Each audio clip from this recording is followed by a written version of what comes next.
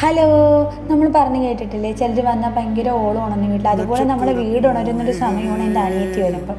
സത്യം പറഞ്ഞാൽ പിച്ചു അവളുടെ മോനും എൻ്റെ മോനും ഒക്കെ ആയിട്ടുള്ള കളിയും ചിരിയും ബഹളവും കാര്യങ്ങളും ഒക്കെ ആയിട്ട് രസമാണ്. പിന്നെ എന്താണ്, നമുക്ക് വേണ്ടിയിട്ട് നമ്മൾ പ്രത്യേക തരം കറികൾ ഉണ്ടാക്കും. അവൾക്ക് ഇഷ്ടപ്പെട്ട കറി, കിഴങ്ങ്, ഇതൊക്കെയാണ് അവൾക്ക് ഇഷ്ടം. അതെല്ലാം ഉണ്ടാക്കും, ഒത്തിരുന്ന് കഴിക്കും, അവളോടുള്ള കഥകൾ പറയും. അവൾ അങ്ങനെ എപ്പോഴും കിട്ടുന്നില്ല, ഇന്നും കിട്ടത്തേ ഇല്ല അങ്ങനെ. പിന്നെ വീഡിയോ കോൾ ചെയ്യുമ്പോഴാണെങ്കിൽ മിക്കപ്പോഴും ഞാൻ ബിസി ആയിരിക്കും.